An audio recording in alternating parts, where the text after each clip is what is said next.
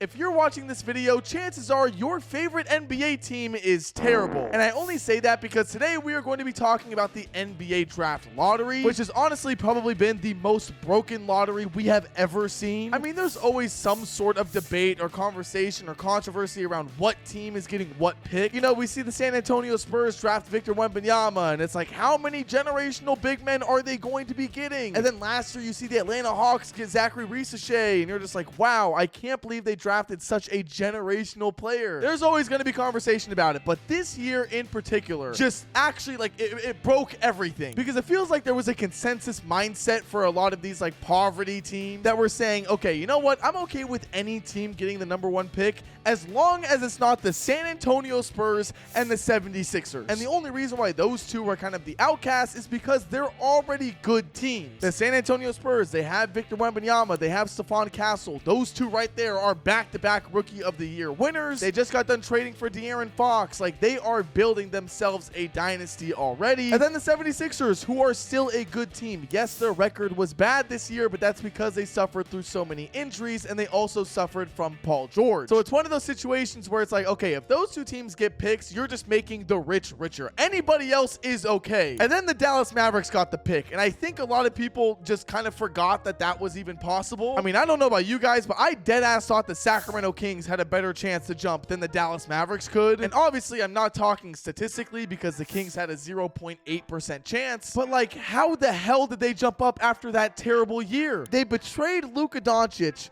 and just a couple months later, they get the #1 overall pick. And to be honest, it started a debate within NBA communities or NBA conspiracy theorists on the fact that the lottery's rigged. We're back in the 90s, baby. The frozen envelope is still around. The big conspiracy here is that the Dallas Mavericks basically had a meeting with Adam Silver.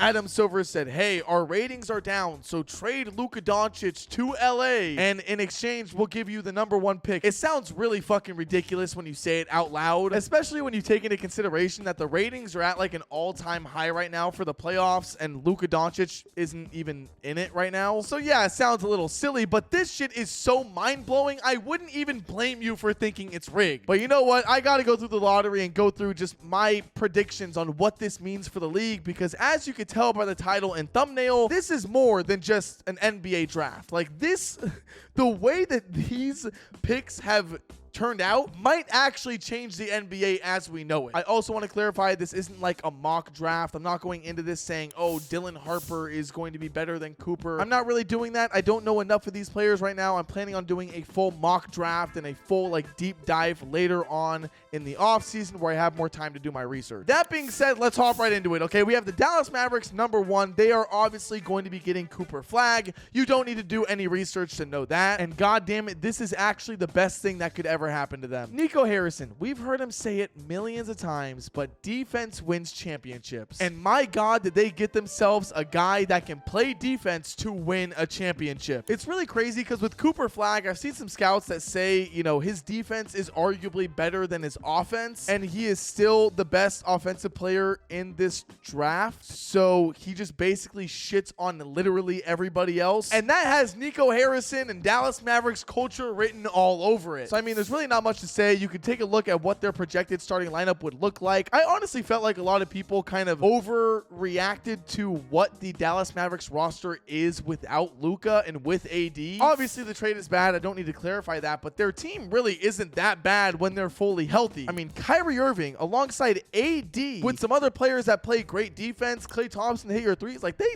do have a good roster. When you put Cooper Flagg in the mix, shit just gets even crazier. So we have the Dallas Mavericks getting Cooper Flagg and most likely having themselves a nice, full, healthy season. But if we go down just one spot, the San Antonio Spurs actually jumped up in the draft. They didn't get the #1 pick, thank God, but they got the second best thing, and that's the #2 pick. That should be kind of obvious. And this pick has actually sparked a lot of debate within the San Antonio Spurs like fan base, because obviously, like I mentioned earlier, they already have De'Aaron Fox and Stephon Castle at their guard position, and the second best player, at least on every mock draft that I've seen, is Dylan Harper, a 6'6" point guard and shooting guard. And so you see some people say, oh, you know, if you're the Spurs, trade De'Aaron Fox because Stephon Castle has a higher ceiling. I've seen some people say, just keep all three. Why are you having to trade someone? Other people are saying trade Castle because Harper has a higher ceiling. I mean, the debates are all over the place on what the Spurs should do. But all of those other takes are completely wrong. You know what they should do with this pick? Trade it for Giannis. Listen, I don't want to dive too deep into the Giannis trade request like rabbit hole because all of it is just like, oh, Giannis is pondering a decision on whether or not he wants to move to a team that doesn't have state income tax. Like, what the fuck are we even talking about? But besides him actually being on this team and turning them into an automatic championship contender, a lot of the other debate on whether or not they should make that kind of deal is, you know, does he fit the Spurs and Victor Wembanyama timeline? Well, to me personally, I don't give a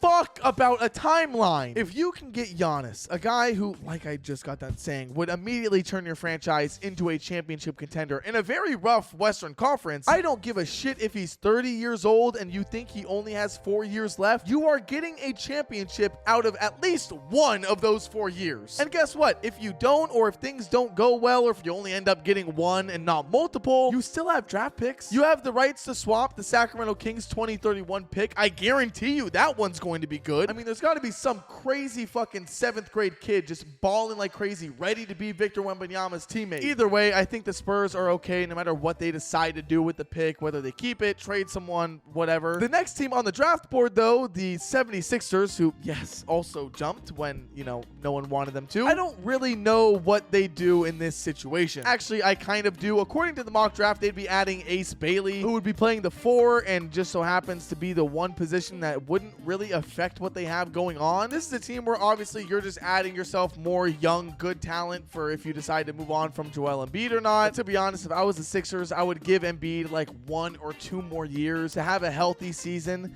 to have a good playoff run, to really see, okay, do we want to make sure this is what we buy in on? Because if not, then maybe you do kind of look at Ace Bailey and say, okay, how can we maybe turn him into the guy? Or how do we maybe flip this into being the future of our team? Whatever it may be, they're just in a very interesting situation because of the health. But when we move outside of the top 3 in the draft lottery, you actually start to see the teams that deserved the good picks. I'm going to kind of group them all into one little clump here. I have the Charlotte Hornets, Utah Jazz, and Washington Wizards. All 3 teams had a 14% chance at getting the number 1 pick, and all of them ended up being outside of the top 3. Now, I don't really know much about the projected players that they have going here, and once again, I should make it clear, this mock draft is bound to change throughout the time, throughout the, workouts and, draft combine and whatever it is, interviews, because I'm going to say it right now, Malawatch is going to be a top 5 pick. I have that locked in right now. And hey, where's the Kai Ziegler at? Hold up. I don't see him on. Must be a